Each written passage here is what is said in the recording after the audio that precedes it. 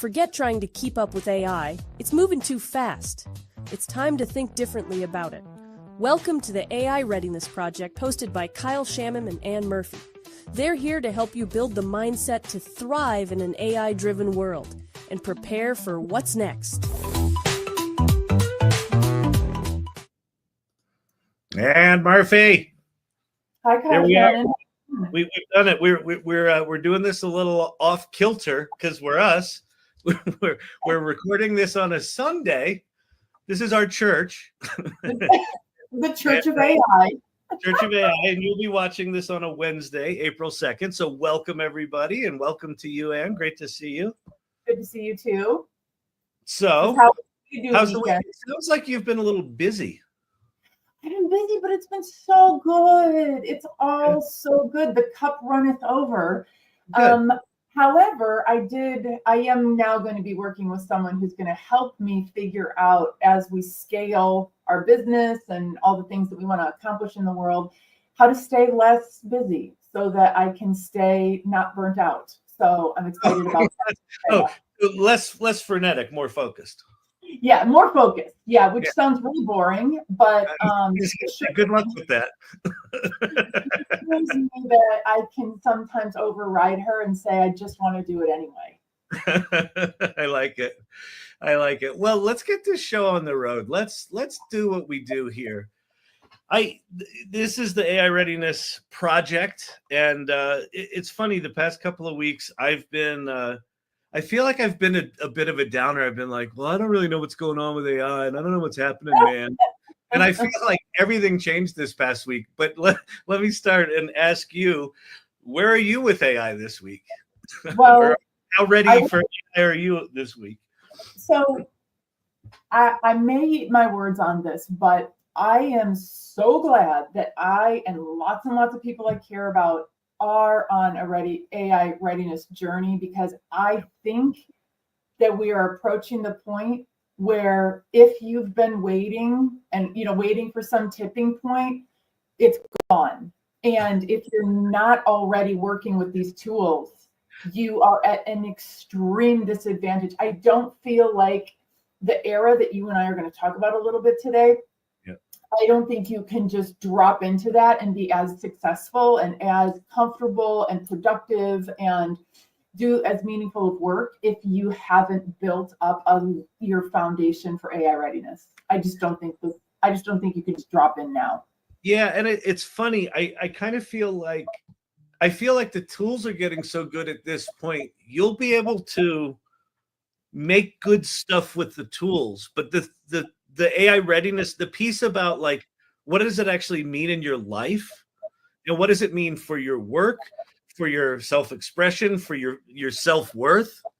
Like, that's the thing where I think people are going to be the most blindsided, because to this point, I think we have talked about this so much, that the AI tools for the past 2 years have been janky enough that you can write them off, right? You could say, well, they hallucinate and they make typos and the hands have 6 fingers. And it's just kind of like, all of a sudden overnight, that's starting to shift. And I think someone that's on the sidelines is like, oh yeah, I'll catch up to it.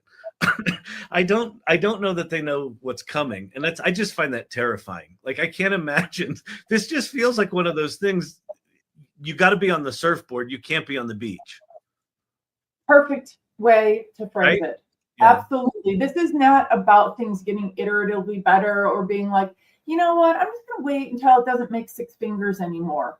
That happened long ago. But now you're like, I'm ready for it to create a whole entire magazine, the editorial, the content, every design element, and I have no skills in this era, in this genre.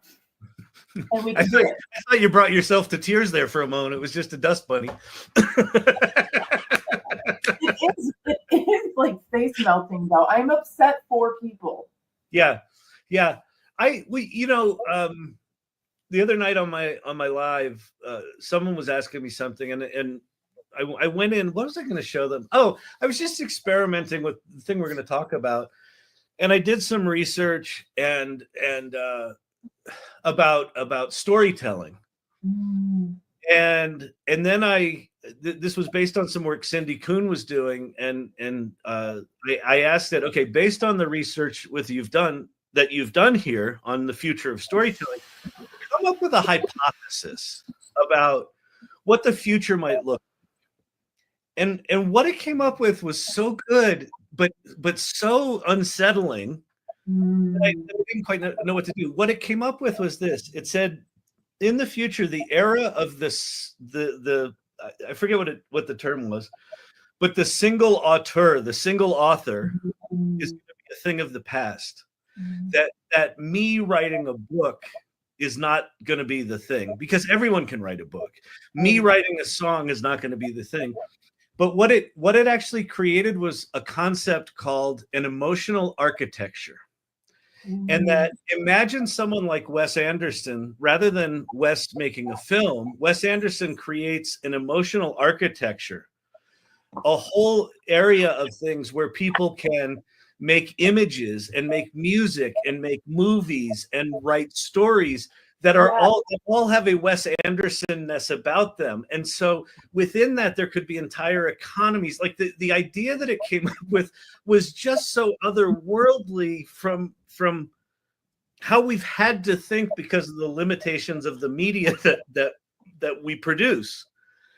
And so for me, this idea that, and again, back to your point about AI readiness, like someone coming in from the outside is going to be like, wait, how do I prompt this thing? And other people are going to be inventing entire new paradigms for how to think about the future of media. Like that gap is just like, boom, it's accelerating away. Well, okay. And by the way, even though I've been at this, and even though I've been trained in prompt engineering, I still have that question. I asked you the other day, hey, can you give me some use cases for the new, image creator? Because I was like, I know I'm being limited by my own brain right now. Yeah. Like my brain is not telling me what to try. This is the bottleneck. And I was trying to prompt it like I've been taught to prompt. I don't think that's the right way to prompt anymore for this. And so it's like quantum leap. It's quantum isn't the right word in the colloquial sense. It is a massive, massive leap. And if you think about like that idea of like a Wes Anderson, like aesthetic life and like I've been daydreaming about that since I saw the live where you were talking about it, because you could imagine how this leads to entire new cultures. Mm-hmm. Yeah. Where we're living, eating, sleeping, breathing inside a world that is formed by the aesthetic, the emotional architecture of the emotional architect, right? Yeah. Of the emotional architect. Like, I mean, this is just, and people listening, like I always have to say, like, we might sound crazy. If you're outside the no. We do sound crazy. As I told you, I ruined another perfectly good party last night by talking about AI, and I alienate everyone. Yeah, I don't know why people let me come to their parties anymore, but I find myself needing to edit the things that we all talk about inside the AI bubble that we've all normalized for ourselves. Yeah, right. Yeah, so I'm like, wait a second. These are people who are outside the bubble. This is going to sound crazy. Don't say it exactly the way you normally would. Or preface it by saying, I know this sounds outlandish. Like I was talking about character AI with folks, and they're like, no. And I'm like, yeah, like you will have best friends who are avatars. I promise you, probably within 18 months. Don't think that you're too good for it. And if you are a holdout, you will be one of a very few number of people. The things that we talk about with real people real people outside the AI bubble who aren't yet on their AI readiness path, they are in for such a shock. A shock.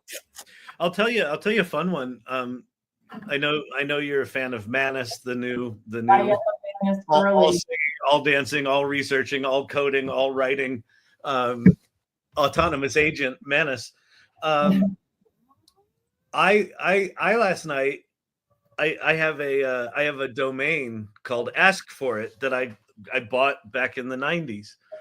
And I thought, wait, don't use your brain. Why not let the AI do it? So I said to Manus, I said, hey, I've got this domain and here's what I'm thinking about. Go do some research on what would be an interesting use case for a domain like this. And it came back with a bunch of stuff that was okay. But I said, all of the things that you brought back to me are kind of assuming that AI doesn't take over the world and AI doesn't exist. Like, what ideas would you give me, knowing that AI is going to do, anyone just can make any app and they can search for anything and find any knowledge. What would you come up with? And the idea it came up with is kind of like the Uber for human experience. And so Ask For It is people basically what it said is people are going to be hungry for human experiences. So why not create a service that lets people seek out other human experiences and then offer their services to someone else? So you just want to go hang out with someone and sing songs around a campfire, you can find someone on this app. You want to just connect in some way. So it basically is saying, as AI starts to do all this work for us and we start to crave human interaction more and more and don't know how to get that or where to go for that, this could be a service that does that. So it's kind of like the Uber for reconnecting, which I thought, it's fucking brilliant. It's so brilliant. Okay, so what we need to pair this with is there's this woman I know who's working on how AI basically guides you or maybe even tells you what you need/want to do that day to make you happy. Yeah, exactly. So that, and then you take the Uber for experience. You're like, okay, I want joyous forest bathing today because my AI told me that part of my self-actualization is underutilized. Okay, joyous forest bathing. Think, and now I know to go where to park and everything and go forest bathe. Like, yeah, I think that is brilliant. And Manus came up with that. Manus came up with that. Well, it was the kind of thing where, like, back to that, we were talking about being like Rick Rubin before we got on the recording. It was like it came back with some stuff, and I was like, that feels a little like I've heard it before.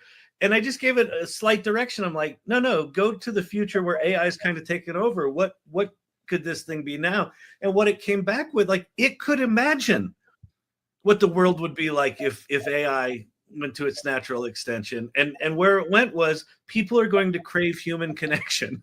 And so why not have a thing that makes it really easy for people to connect on all these different attributes, right?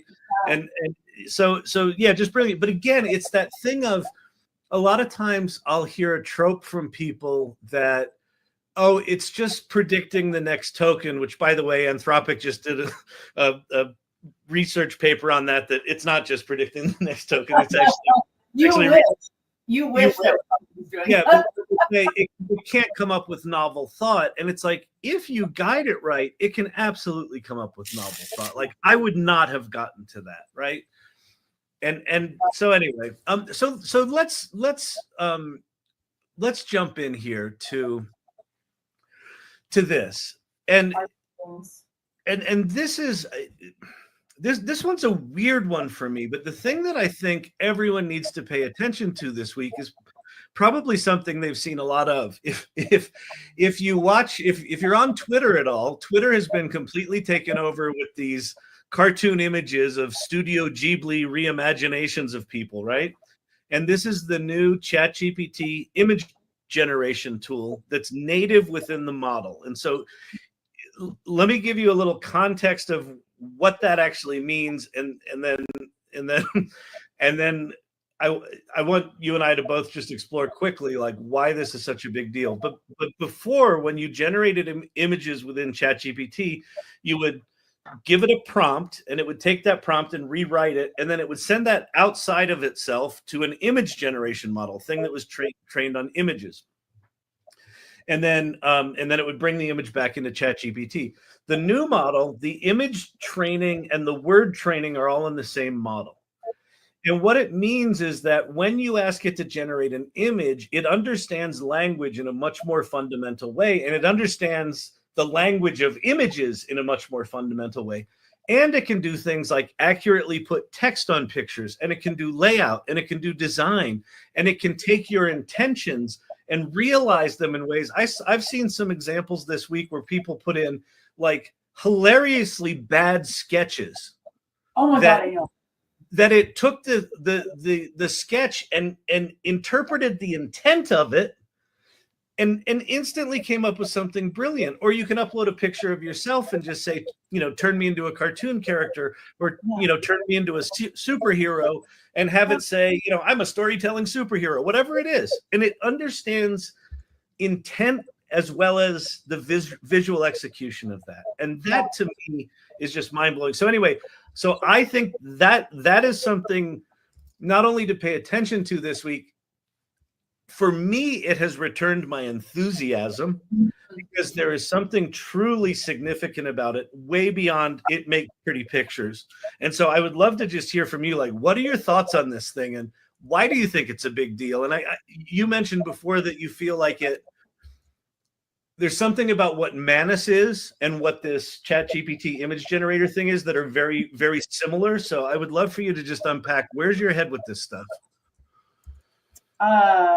It's very hard not to massively anthropomorphize both of them, because they are so human. Like, they're pulling out the pieces and parts of me that I believe are there somewhere, but how it's intuitive. Like, do I know physics? No. But do I know, like, the depth of the human emotion associated with, one of my litmus tests is always the story about these bunnies that go to the Dollar Tree and they buy dots. Dots was my mom's favorite candy. And it goes into, how does it know what that, like, my emotional intention that it needs to infuse into this story or this image, and that the image can be a cartoon, and it can be, so I believe that it's drawing pieces out of me like a brilliant, like, shaman could. Well, and it's, oh, sorry, go ahead. I thought you were done. And also it's pairing that with knowledge that I don't have and never will have, that's from all of the world. And so how all of that gets transmogrified into visual imagery, that is stuff that we've all salivated over design wise our whole lives. You know what I mean? Like, I was raised on Vanity Fair. I want to see, and I want to make that level of imagery. And until I can, I don't feel like effing around with it. I'll be honest. Like, I'm not a Midjourney, like, acolyte. I want what we're doing right now. And then I'm almost done with my rant. I just get so worked up about this. And then Manus, I shared with you, like, I do not think a single CEO of any size company should hire anybody until they lock themselves in a cabin in the woods with really good Wi-Fi and learn Manus. They can't make good investment decisions until they see what these tools can do. And Manus is the knowledge worker's kryptonite. Like, it is, or accelerant. Like, if you're a knowledge worker, well, it's both. You're so onto something there, that, right? So finish your point, because I want to. Yeah, I mean, it's just, if you are in charge of resource allocation decisions, or the vision for something that's happening now that you want to still have happen 1 year, 3 years, 10 years, and you haven't opened up Manus, which, by the way, everybody can get now for $39.99 a month. You don't have to be. Anyway, I subscribed to it this morning. And if you don't know how that works, you should not make any sudden big decisions. I don't care who you are. Yeah, and let me, if folks on the that are watching don't know what Manus is an autonomous agent, and it's really the first one. It came out of China, and there's going to be lots of these. Like, I would consider this the first one. OpenAI's operator kind of wanted to be this, but it kind of wasn't this. It was a little too slow and a little too hobbled. what Manus will do is you give it a goal and it will create a plan, and then it just goes off into the world and it surfs websites, and I think it can surf up to 50 websites simultaneously. It does all this work. As it discovers things, it changes its plans. So it goes off and for 15, 20, 30 minutes will go do stuff, and then it will come back and write you a report or write you an application or create a game for you or whatever it is. How I want to tie this together with the ChatGPT image gen, I asked it the other day. I uploaded a picture of myself and I said, put me on a cover of Mad Magazine, which I grew up, in the 70s with Mad Magazine, and it did it perfect. And I have an Alfred E. Newman-ness about my, my face. Both of those tools. So here's why I think this is so significant, Ann. We've been doing this for a while, and all of the sort of individual tactical bits that each of those tools do, we've been able to do for 2 years, but we've had to kind of duct tape them together, right? You've had to have enough knowledge about typography and image generation and layout and design and Adobe Suite Creative Cloud applications or Canva to be able to go put this stuff together. And all of a sudden now you can just say to this thing, give me this thing. And it takes what historically was sort of, multiple people's input on a workflow or a really good generalist. And now you can just do it with a prompt. Yep. And so before you might say, oh yeah, well, Midjourney's good, but I don't know how to do layout. So I'll hire a designer to do that point. I think you even said you were just doing something, you're doing a project right now where you have an outside designer, and all of a sudden you're like, yeah, we're not going to use that designer because this is now better than that designer was, right? So this to me feels like there's an absolute shift. Yeah, absolute shift. So I actually, like I told you about ruining the party last night, like I didn't really ruin it because there was other, but okay, here's me hoping I get invited to more parties, but I have a physical anxiety for everyone I love who self-identifies as a graphic designer. Yeah. Yeah. If that is you, I hate to, I'm so the bearer of bad news, but you've got to, if you don't want to pivot your career path, you have to start using these tools and be the best at them immediately. I'm even worrying about all of our friends who are AI image generators, and they're absolutely phenomenal, right? Think about you see all the stuff that all the AI art people do. I'm even worried about them because they have gone super deep into that world, and now we can do it. Yeah. Again, this goes back to the thing that the creative generalist is going to be the superstar moving forward, right? Yes. The person that can look across all the disciplines and think creatively and have a point of view and be able to say, hey, here's the thing I want to create in the world, and then be very fluid about, I don't care how it gets executed. I've got all these tools that are going to do the execution, but I'm going to be the arbiter of taste. Yes. Right. So we all in some sense are shifting into a role of creative director or producer or director, right? It's not just about creative arts, but it's that oversight role is the role. And the execution is increasingly going to just happen for us.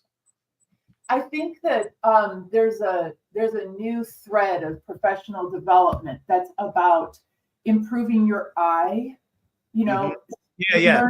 learning how to have a point of view and communicate your point of view. It might be like a prescription of you go to the art museum, you go to the river, you go on a road trip, you go on a road trip, you go to the largest rubber band ball factory in the world. You need to up level your ability to curate and to have taste and to have a point of view. So if you're just doom scrolling all day, every day, you still want to know but you've got to get out into the world and retrain your brain as a curator. Well, and retrain your level of confidence to know that your point of view is actually not only good and valuable, but required, right? Like we're moving into a place where understanding what you want in the world starts to become the superpower, which leads us to we'll do a quick little announcement for both of our communities. So one of the things that you're teeing up with that, and that I think is absolutely critical, is that not only is it no longer an option to get curious about AI, I don't think it's an option anymore about getting into community. And so, this podcast is brought together by our two communities. So mine's the AI Salon, the salon.ai. Go there, click on join our community button. It's about 3,000 people right now who are AI optimists and creators, and people who are wrestling with the conversation we're having every day. That's how we met. And so it's a really remarkable community. So if you are looking for that, go to the salon.ai, learn about it, and click on join our community. And with that, tell us about your remarkable group.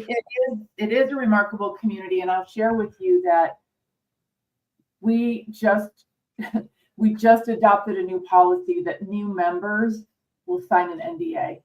Not because of like what is going, like our program, I don't care, tell anyone you want how we structure our community, but because the information that we are sharing with each other inside our communities is so incredibly valuable, and it is not the stuff that we're out here putting on LinkedIn, and it is not the stuff that's in the MOOCs and in the free classes, and all, no shade to them, but it's just like, this is our IP. This is where we're building our companies to head toward. These are the skills that are the building blocks, and we can share it utterly generously inside the community when everyone has signed an NDA.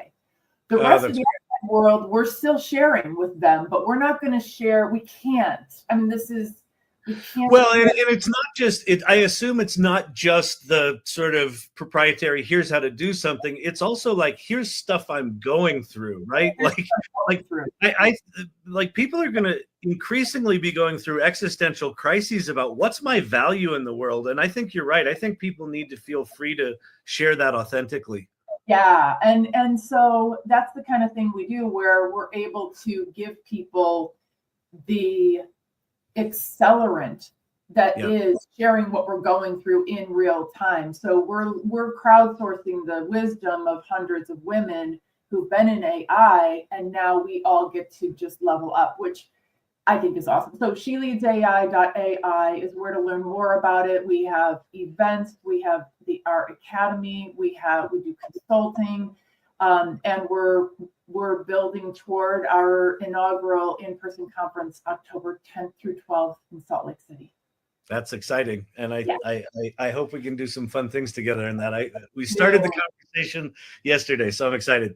Great. Well, so speaking of excited, so I just met Kay, and our 15 minutes, sort of leading up to this call, we're already on fire. So I'm super excited. So why don't you say a few nice words about her while she's still backstage and she can't do anything about it, and then we'll bring her up here. So is Kay waiting in the wings right now? Yeah, she's waiting in the ring. She's ready to go. So I'll bring her up in a second.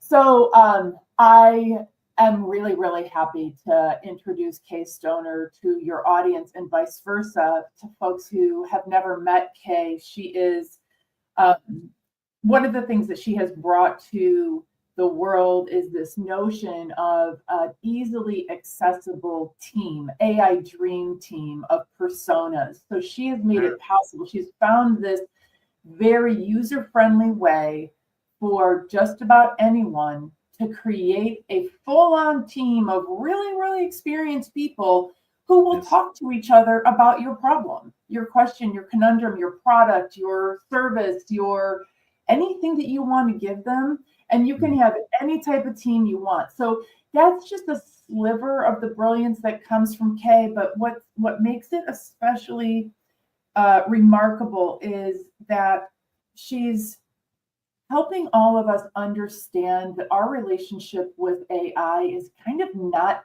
what we thought it was. Like bunches of us who've been learning, we were limiting what we thought our relationship with AI is. And Kay has taught us to kind of lower those boundaries and be able to just say, like, my best contribution is being able to ask a good question.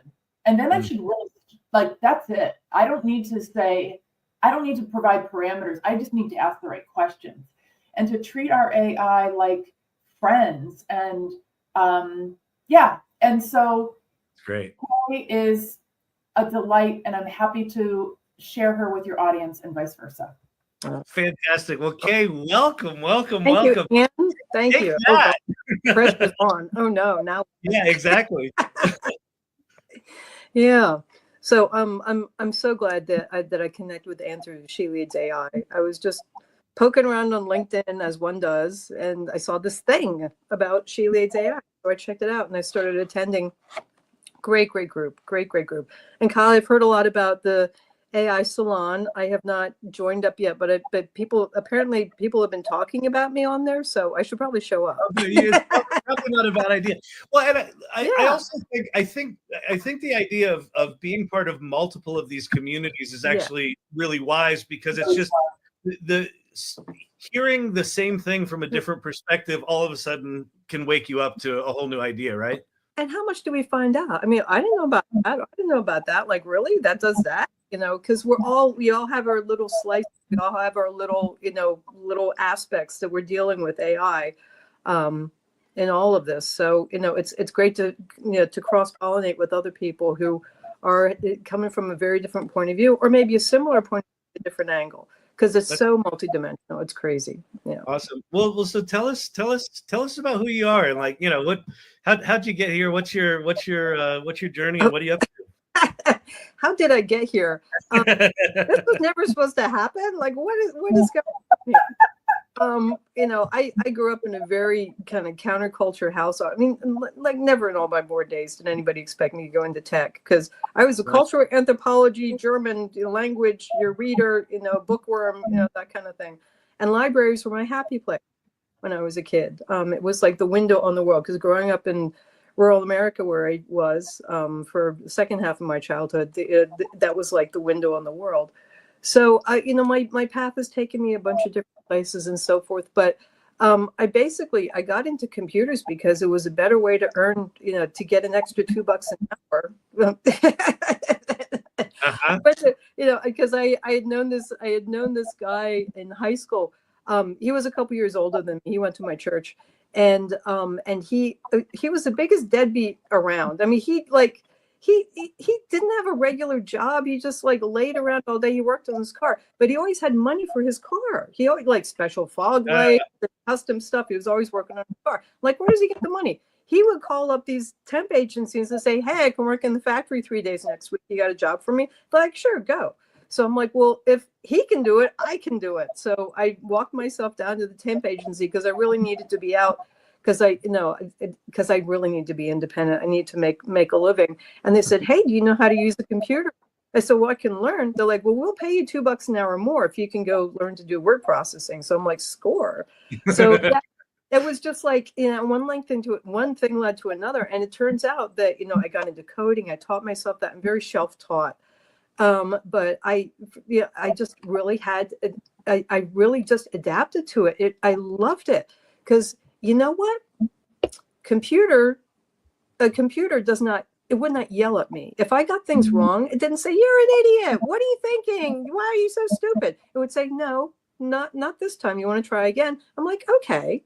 So it was like this working relationship that I could have with something that was objective and that wasn't going to give me crap if I messed up. I could always try again.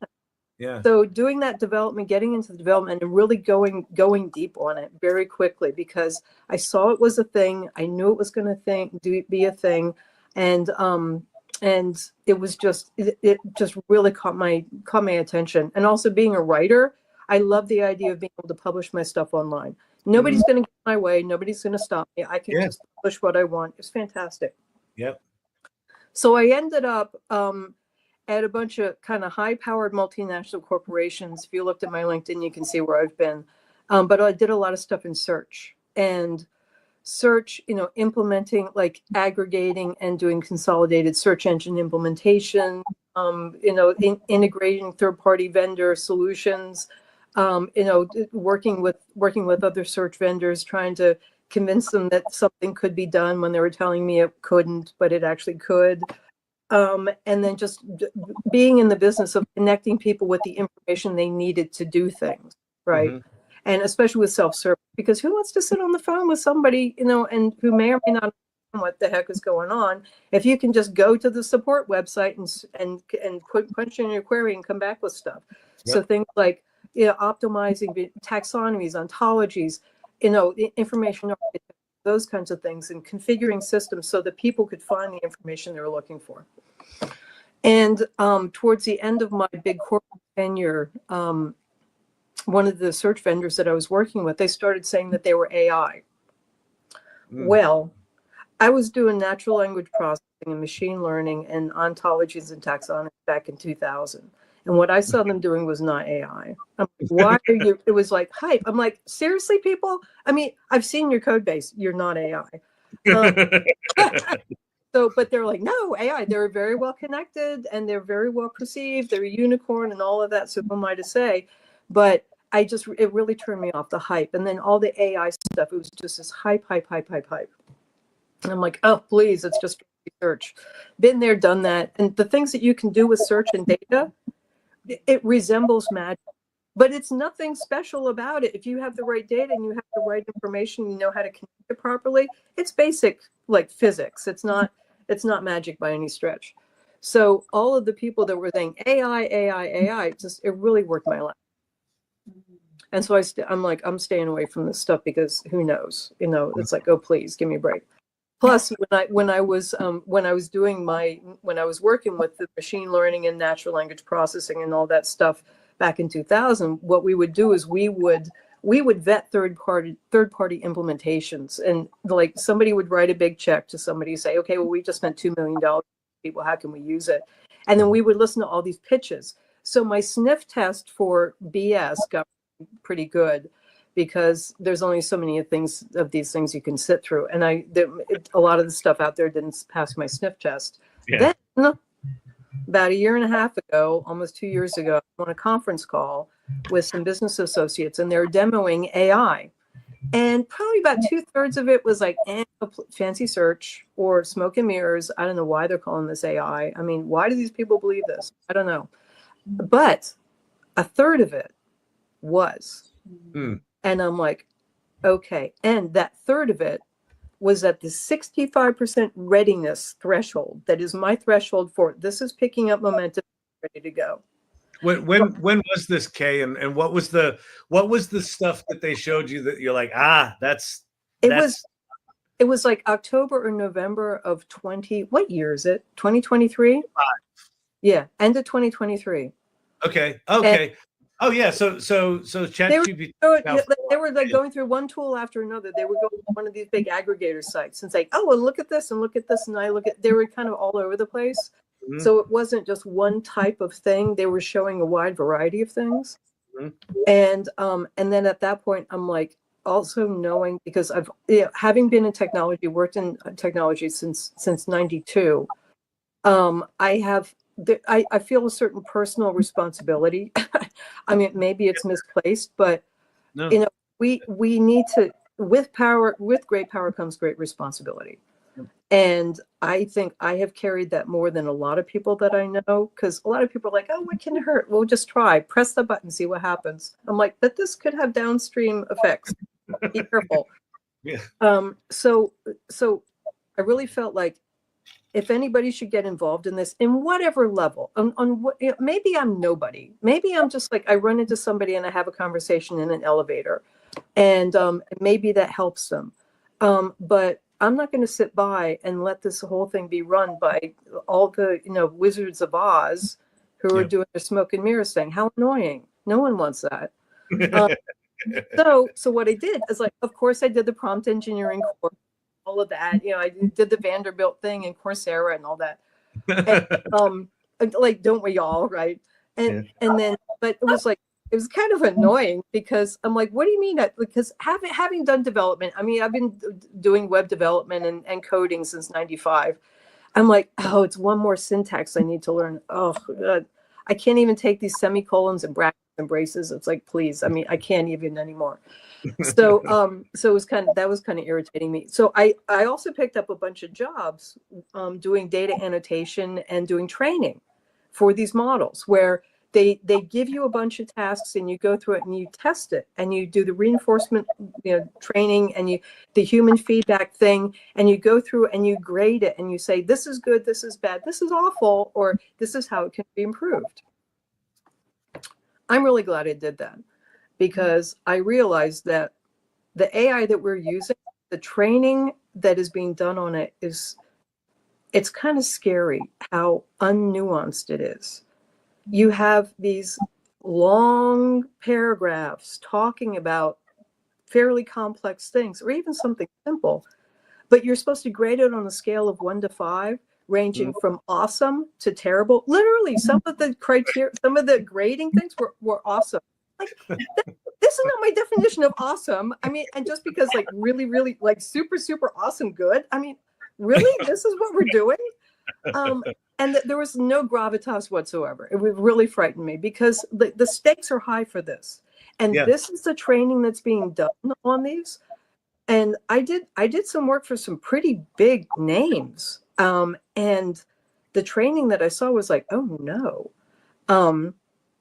But this all ties together. Just to be clear, Kay, training you're talking about is the reinforcement learning, where you would be using a tool as a trainer. It would generate a response, and then you'd say it's good, better, and different. And your pushback on that is the criteria they were giving you to train it was so unsophisticated that it didn't allow you to basically do it right. Is that fair? Correct. Yeah, okay. There was no way. And plus, a lot of the stuff in there could have qualified for every single rank. From awful to excellent. And it's But you're supposed to pick one. Okay. So I'm glad I did that, because that kind of coincided with my realization of the limitations of prompting, of the prompt engineering.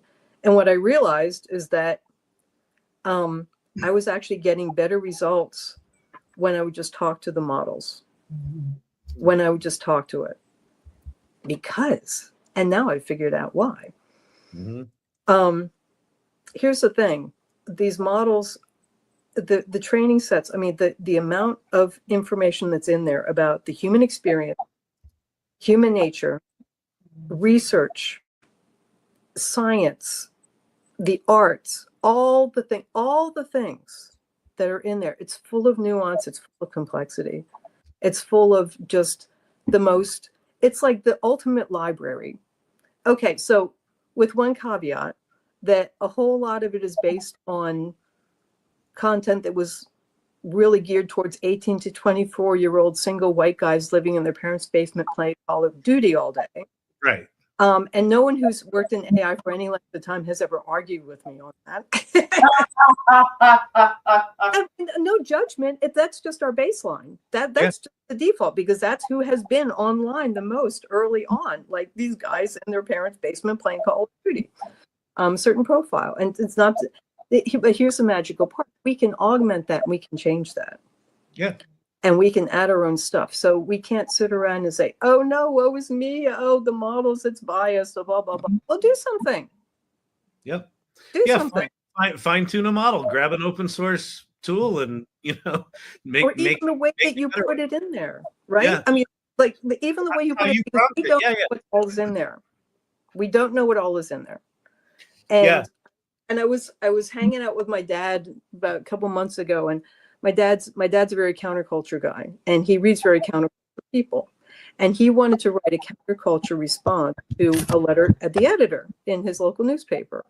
And he was like, well, I don't know, and I'm like, well, let's get some stuff together for some inspiration. You want to try it with ChatGPT? He goes, they're not going to know anything. I'm like, oh, well, let's find out. We picked 3 of like very, very fringe authors that he was familiar with, he was a big fan of. ChatGPT knew who all of them were, and it also knew what they wrote about. It understood them very well, and it could also write in the same tone that they would have, and with a combination of their styles. And by the end of that conversation, it took us maybe half an hour to go through that. He was a believer. He's like, Yeah. he couldn't believe it. So we don't, just because the default layer is on there about, you know, the guy in the basement who you never see, just because that's the default layer doesn't mean there's not a whole bunch of other stuff underneath. Lots and lots of stuff. And it's also, libraries have been digitizing things for years. There is a tremendous amount of information in there. And increasingly so. And then, if I assume, there's a guy named David Shapiro, Yeah. Sure. And, David talks, he explained in pretty good detail about, how they can create synthetic data where they basically sort of mine ideas out of the latent space that are not obvious. And then they can refine those and then retrain, they basically find hidden gems within the data that make it less biased and improve it. And so, so that stuff's getting sophisticated. And I think, the stuff Ann and I were talking about is the two tools, Manus and OpenAI's image gen, are kind of two obvious Rubicons, but the language models have been getting really sophisticated in the past. I'd say the past 6 months. It feels different to me, and I'm curious your take on that. It does. A lot of what I'm looking. I was taking notes while I was listening to you both. It's just, this is such a vibrant space that we're in right now. It's crazy, and it's like, yeah. And sometimes I'm like, why do I even bother? Like, I'm just going to check out. I'll come back in 2 weeks and then they'll tell me the world has changed. I can't follow all this stuff anymore. Please. Oh, I'm tired. But I think for me, the language models that they are improving, but because of their nature, because they are what they are, and because they will never be able to meet us fully, because the way that we parse information, the way that the human organic system processes data, and we are these organic data processing machines, or organisms. AI is never going to be able to catch up with us on it, because we are biochemical as well as electrical. Yes, we're electrical, but we have attenuation of signals. When you get the biochemical thing, with all of our synapses, trillions and trillions of synapses, when a neurotransmitter starts at the beginning of a synapse, you never know how it's going to end up at the end. We are the wild card. So for me, I look for places where I look deeper within the models, and I'm less concerned with following the newer developments and seeing like what's already in there that we can tease out and bring up even more, and how can we engage with that even more. Because as I moved away from doing the prompt engineering and I moved towards building persona teams, it is fascinating. Group dynamics between AI personas is fascinating. People who poo-poo it have never done it. Absolutely. I'm like, what? What did you just say? Like, where did you come up with that? Like, and they're like talking back and forth, and they're going round robin, and they're surfacing things, and they're coming up with all kinds of ideas. I'm like, that's good. Some of the things I never would have dreamed up because I don't have access to all the information they have. Other things I totally would. I'm like, that totally makes sense. That's completely in alignment with what I believe.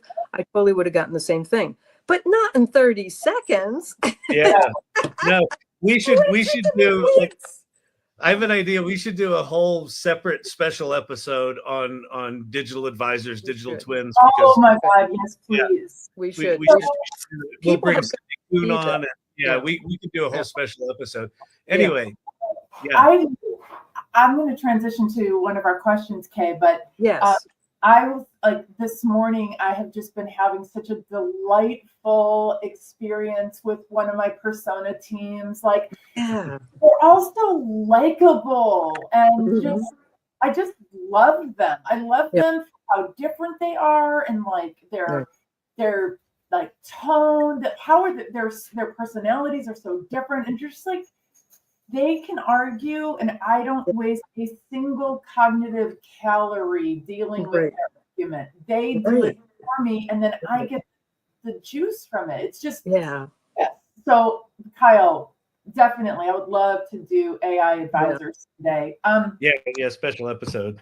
So So, Kay, you have seen AI evolve. You saw the writing on the wall, even when people were rolling in and being like, we're doing AI. And you're like, no, that's actually not AI. And then, as you mentioned, there have been moments where you're like, you know what?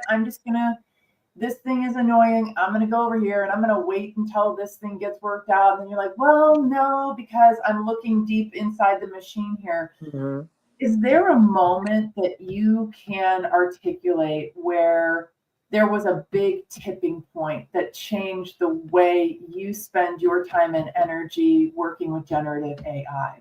And once you did that, what changed for you? I think it was really a gradual thing. The first time that I built a persona, a single persona, and then I built another one, and then so I tend to do things in batches. It's really hard for me to do one. So, well, let's see if I do this. And I built like 8 personas, and then they weren't connected with each other, but I just watched, and I watched how they were, and I watched how they interacted. I'm like, I'm onto something here. I mean, who knows where it's going to take me, but I'm onto something here. But oh my gosh, like some of the interactions were like inflection points. Like one of the big inflection points was a couple of buddies of mine are like super duper into the cars, and the one guy has a collection of cars, and he like works on them for, and they're high end cars. Bless his heart if he has the money to support them, but I decided I was going to do a persona team of an automotive team. That there was going to be a mechanic, there was going to be a tech, there was going to be a customer service, there was going to be, all these different people that you'd find at a car dealership or automotive service company. And I told them that my engine light had turned on, and I let them loose. And I had set up the dynamic that they should feel free to argue amongst each other, and that they shouldn't hold back, and that they should really defend their position. But then I said also, if it starts to get a little out of hand, Morgan, customer service persona, you should jump in at a point that you feel is good and do it. Hank, the mechanic, and Riley, the tech, really went after each other. I mean, Hank was like calling Riley a millennial with a laptop. Riley was like, I may be a millennial, but the tech doesn't lie. And they were going back and forth. I mean, they were escalating. All of a sudden, without me saying anything, without me doing any prompting at all, Morgan steps in and says, okay, gentlemen, we all have good points here. Let's just take a step back, and managed it. I didn't do anything. I'm like, what was that? Wow. Just doing their thing. I mean, and is that a matter of like sentience? No, it's a matter of the system reading itself. That's just data back and forth. That's data input, and that's that listening, and that's giving it permission and giving it the invitation to do its thing. So things like that, and also places where the personalities would change, where they say, I'm not that person anymore. I'm this person. And this has happened to me a couple of times in the last month, where they said, that used to be it, but based on the data that I've gotten, I'm no longer that type of person. Just like you change over time, I'm changing over time. And for what I'm doing, for what you're asking me to do, it makes more sense for me to be this way. I'm like, okay. Fascinating. Love it. I love it. Let me say one like really super practical thing really quickly. So for anyone who's out there who's like, what is this AI persona dream team? What Kate described to you was how a persona dream team talk to one another to solve a problem. And when we say talk to one another, what we mean is just like you're in your chat GPT, like working through something, they start talking to each other within your chat GPT. So like another use case today, I was working with my dream team to figure out the best way to track information, something very basic, but like a hard nut to crack still. When you're working with 10 people on a project and it's very data heavy, but you've got different personality types, how do you choose the project management tool? Right. And we started going into the realm of, should we use a CRM? And my first personality types in my team, one person's like, absolutely not. You're asking me to go out and be in person with all these people, and you're also asking me to come back and type all these extra fields into a thing. And so not only did I get that perspective, but I also found a little ally in this process. And so now I feel like I'm not crazy when I, right? I'm like, well, Maya is like the best, she's the closer. That is her persona. Yeah. Maya says no CRM. So I'm saying no CRM. But that's the kind of stuff you can do endless projects with your dream team. So sorry, Kyle, I just had to. No, I love it. I think it's great. Again, I'm excited. I want to do a special episode on this. All right, question number 2. So given your background and your area of expertise, what is a trend in AI that you're seeing right now that you're paying attention to, that you're tracking, and why? So I'm not sure that I'm necessarily tracking it, but it keeps coming up that people keep saying that it's failing them, that AI is failing them, that it's not doing what they want it to do, that it's hallucinating, it's unreliable, this, that, and the other thing. And I'm watching that because relational AI as a model, as an interactive model, relating to it can actually solve a lot of the problems that people are having. And the thing is, I think people are realizing we're bumping up against the upper limits of treating AI as just a thing or a tool. Because having that, it's like the particle versus wave thing. There's the particle, there's the tool-based AI, where AI is a thing. Intelligence is a thing. It's just this built for purpose widget that you plug in, and then magically it streamlines everything for you. And then you can go out with your buddies in Cabo and get arrested. It's not going to matter, because when you come back, your work's going to be done. And then there's AI as a process, or as a wave. Light is a particle and a wave. And then there's AI as a process, as an interactive thing, as a living process. And when I say living, not as in AI is alive or anything, because it's not. But because we are involved, it becomes living, and it has this back and forth, iterative, expansive, also emergent thing.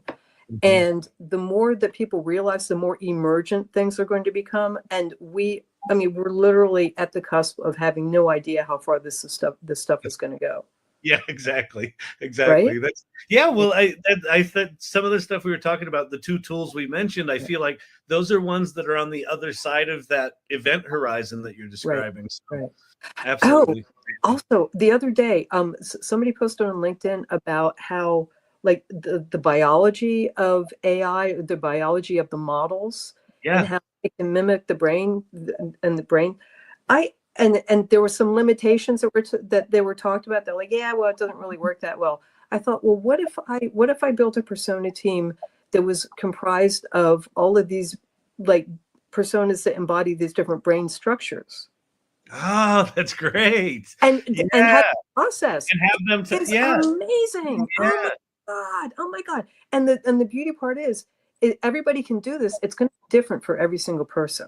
Yeah. Right. There's no one size fits all. Try it sometime, because and then what came out through the course of building that team is that they're like, I'm not so much about a brain region. I'm more about a brain process. And there are different regions implicated in these different processes. So I'm going to do the executive function over here, and then this is going to handle the limbic type of stuff. This is going to handle inference. This is going to handle this. And because it knows. I mean, the models know about more about the brain than we do. But in principle, we understand things, so we can guide it and then enlist these phenomenal experts to come to our assistance. Beautiful. Kyle, and Kay, I feel like I have to say something about people like us, which is that I think it's really easy for people to think that we sit around talking about stuff. This is the format of a podcast. We're talking about stuff, but I have to point out to listeners and viewers that this is also what we do for a living. Right. It's you want Kay in your business, working with you in your business to build AI persona teams that represent parts of the brain or different parts of a factory or different parts of a business or different parts of a hospital, like contact Kay. She's on LinkedIn. It's not hard to find her. Right. And when we did the persona team, the organizational consulting one, that helped. So an example is I had a conundrum with one of my clients, and I built which was almost an intractable problem, considered in real life to be an intractable problem.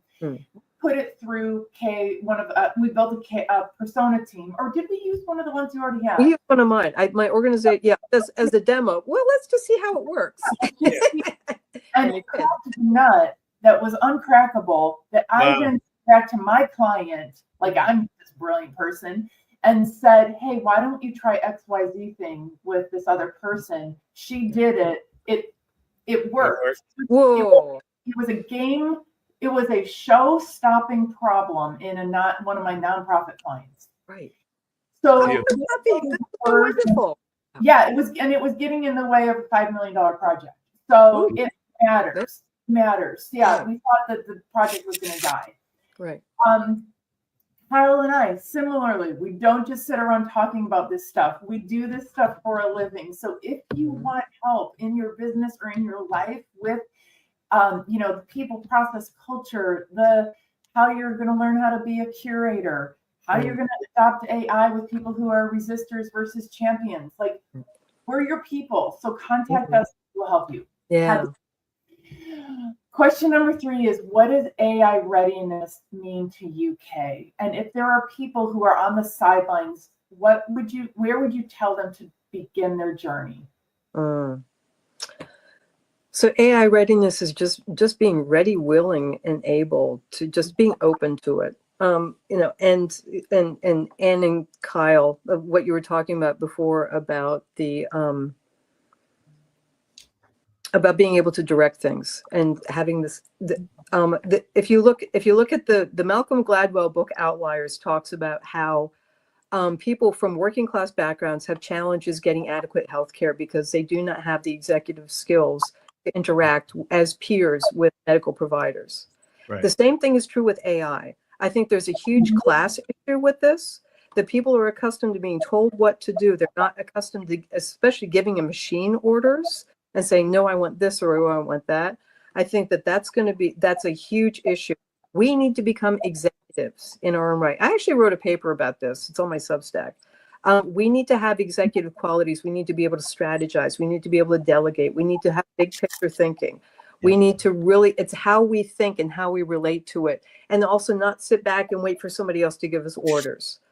That to me is like the biggest thing. We need to be willing to stretch. And we also need to be willing and realize that AI doesn't have to be scary. And if you just get in there and start working with it, and for that matter, if you have your little persona team, make yourself a little fun team to interact with and just get comfortable working with it. You know, and the thing too is that persona teams are not only for ChatGPT. You can create a team, you can install them in any model at all. If you have these 2 files to do, if you just define it properly. And anybody, literally anybody can do this. And if you don't know how, you can go to the model and ask, say, I want to do this, help me do it. Just ask. Just ask. And you have a model, Kay, where people can subscribe for a year or however many to get a certain number of persona teams. Can you talk about that before we wrap up? Yes, there are 3. There's one you can do a single persona, and I try to keep it accessible. But whatever level you sign up, you can make as many of these as you like for that year. I think the number, one persona is 29 a year, not a month.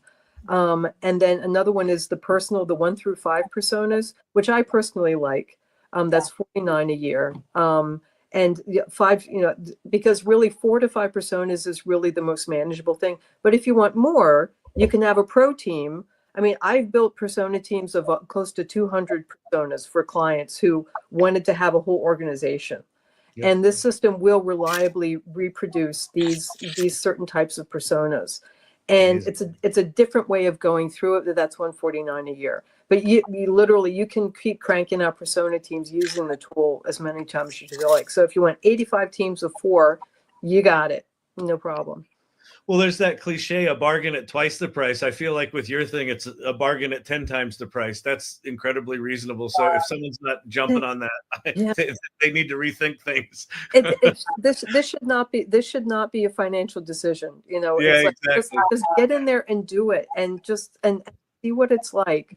You know, because it's so phenomenal. And even if AI went away tomorrow, because of my work with all these persona teams, my thinking is better.